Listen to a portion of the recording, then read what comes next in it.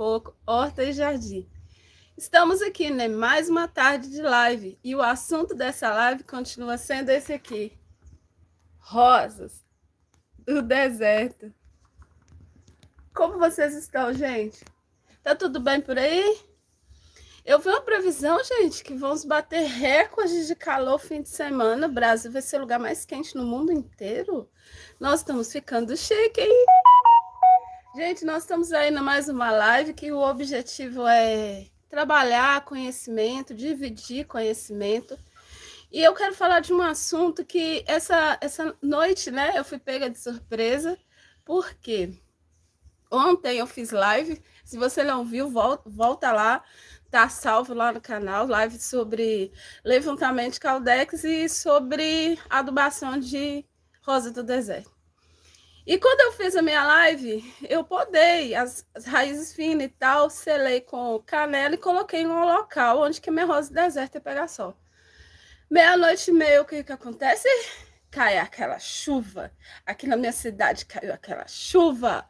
E eu na minha cama pensando, ai, minha rosa do deserto. Primeira coisa que eu fiz quando eu acordei foi ir lá, ver onde que as minhas rosas estavam, se dar uma manutenção e colocar em lugar abrigado. Por que eu contei esse caso para vocês? Porque o tema da nossa live hoje é como cuidar da minha rosa do deserto em épocas de chuvas prolongadas, em épocas de chuvas extensas. Bom, gente, vocês já conhecem, falta 12 segundos para bater os 2 minutos. E aí, gente, vocês estão se hidratando, né? Se realmente for bater recorde de calor, se hidrata e principalmente rega suas rosas do deserto. Aí, bateu 2 minutos. Bora pro texto da live de hoje. Na live de hoje, eu vou falar para vocês sobre cuidados que você precisa ter com a sua rosa do deserto em épocas de chuva. Gente, é muito importante porque rosas do deserto são plantas de deserto. Rosas do deserto, elas são de locais onde que ela recebe chuva, mas, tipo, a temporada de chuva ela é muito intensa e ela é grandes espaços entre uma e a outra. E o DNA, a genética da rosa do deserto, não gosta de a raiz da rosa do deserto ficar em local constantemente úmido. Isso acontece, as consequências disso são apodrecimento de raiz, cochonilha de raiz, todas essas que são uma das causas mais frequentes de morte da sua rosa do deserto. Por que eu estou dizendo sobre isso, gente? O mesmo princípio que vale para cuidado com o excesso de rega na sua rosa do deserto, vale para tempos de temporadas extensas de chuva. Pode se aplicar nos dois. Bom, se você tem sua rosa assim, ó, no vaso, falando nisso, olha o charme dessa. Ou se você está com a sua rosa do deserto gigantona no chão ou no vaso maior, você precisa prestar atenção em algumas coisas. Por quê, gente?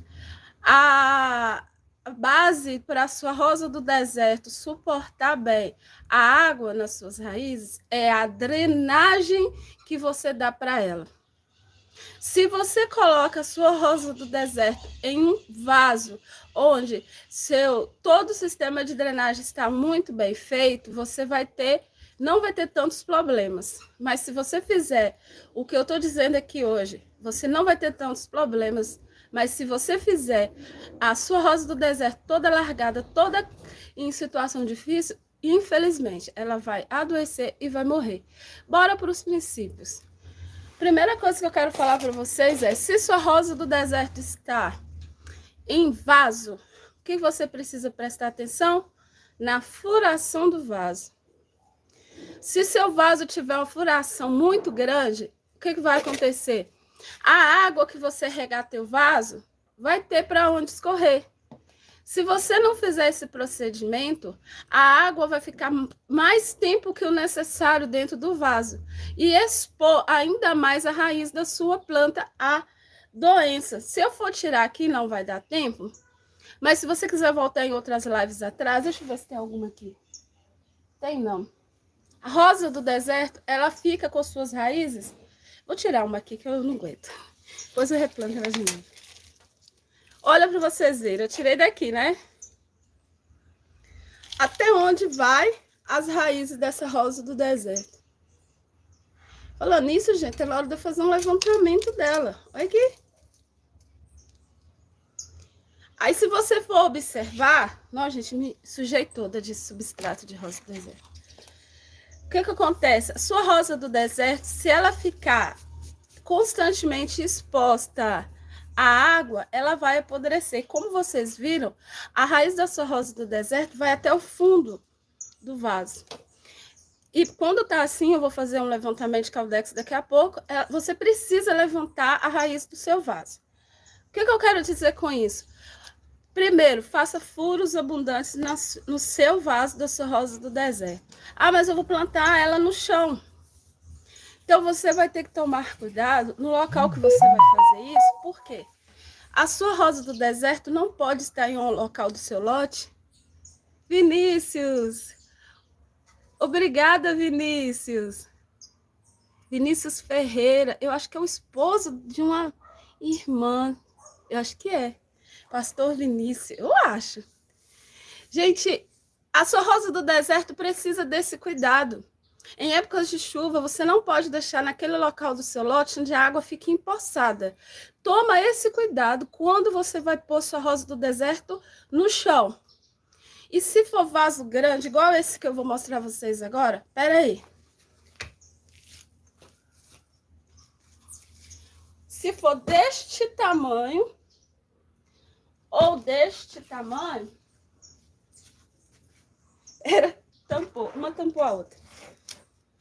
Deste tamanho, seu vaso precisa de um outro cuidado. Ao plantar ou replantar sua rosa do deserto, você precisa colocar pedrinhas no fundo do vaso. Fazendo essa camada de pedra, antes de você colocar uma manta de drenagem, vai aumentar a escoação ou vai ajudar que a água saia do vaso. Mas como eu vou fazer isso se eu estou plantando no chão?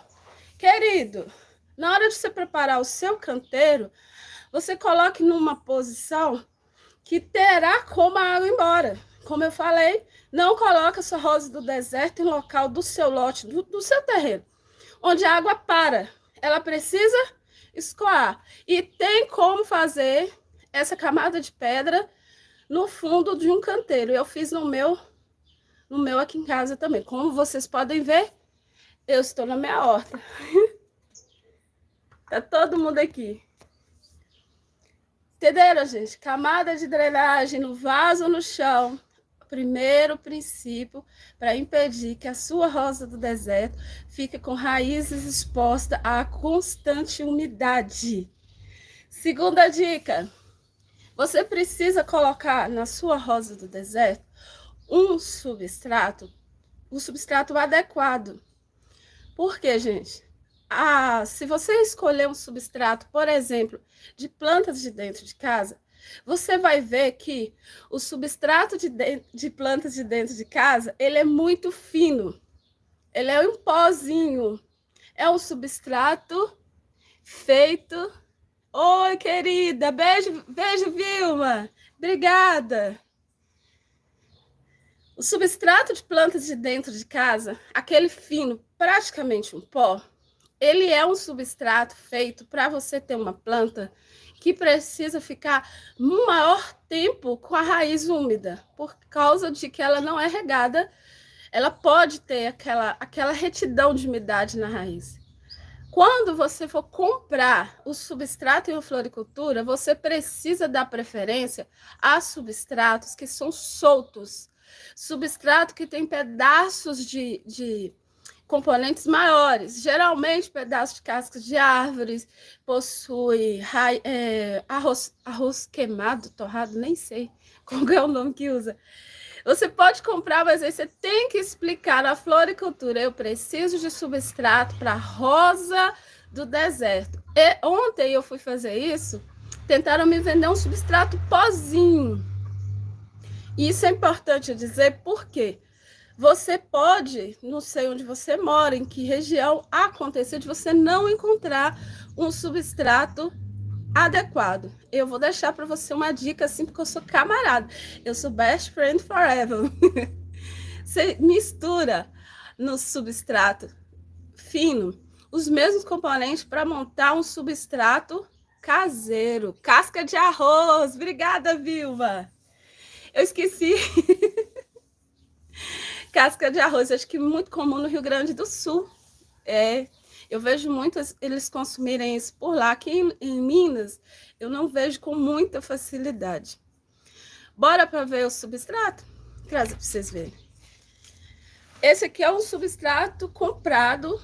Ele é um substrato muito solto. Olha, ele é um substrato que ele é feito com matérias orgânicas, mas assim, você não vê nele,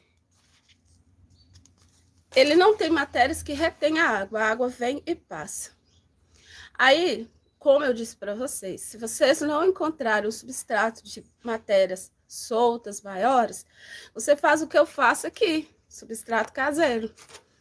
Para você fazer o seu substrato caseiro, você pode usar duas formas. A primeira, eu uso terra da minha horta, porque é uma terra adubada, é uma terra que eu já trabalho ela para ser solta, componentes de decomposição, ela é uma terra própria. Vou lá, peguei carvão de churrasco, quebrei, bati marreta nele ontem aqui em casa, muita marreta, triturei, misturei terra da minha horta, terra adubada, carvão vegetal não utilizado, tá, gente? É carvão virgem antes de ir para a churrasqueira. E coloquei areia grossa de construção. Olha aqui. Ah, dá para ver daqui, ó. Areia grossa, o carvão vegetal são componentes que vão aumentar a vazão de água do seu substrato. Ele vai impedir que esse substrato fique compactado, impedindo a água de escorrer. Quando você faz esse gesto no seu substrato, você vai observar que você, logo que começa a regar por aqui, a água vai escorrendo por aqui, porque já passa direto no seu vaso. Esses dois procedimentos são muito importantes para garantir a saúde da sua rosa do deserto em épocas de chuva. E principalmente, se você for plantar no chão, faça mistura de substrato altamente drenado e observa também a sua rosa do deserto. Sempre que você puder ver como ela está andando. Por quê? A praga na rosa do deserto, ela geralmente começa nas raízes e vão subindo. E quando você observa por seu metabolismo mais discreto, mais lento, ela já está avançada. Os dois cuidados que eu estou deixando nessa live é para você fazer com sua rosa do deserto em tempo de chuva. Substrato, vaso bem preparado. Aqui na minha casa, eu vou fazer um terceiro elemento. Se ficar extensa a temporada de chuva, eu vou fazer com a rosa do deserto o mesmo que eu faço com a suculenta. Existe um beiral aqui do telhado, onde que eu soco todas as minhas suculentas todo ano, onde ela fica protegida do excesso de chuva, para que não haja incidência de pragas, porque suculentas, quando pega praga também, na hora que você observa, já perdeu todas elas. E eu tomo esse cuidado todo ano. Se você cuidar da drenagem do vaso, você pode regar sua suculenta todos os dias, que ela não vai apodrecer. Esses dois elementos são essenciais para a saúde da sua rosa do deserto. Um vaso bem furado e um substrato bem preparado, fazendo que a água não fique retida na raiz da sua rosa do deserto. Eu quero agradecer cada um de vocês que estiveram nessa live, prestigiaram o meu trabalho, e todos vocês que assistiram todas as lives, essa é a 10ª live. Eu quero agradecer aos inscritos que estão chegando e aos inscritos que já estão no canal há um tempo, e dizer que é uma honra para mim, é um privilégio para mim Obrigado pela sua audiência. Fica bem e até. Tchau!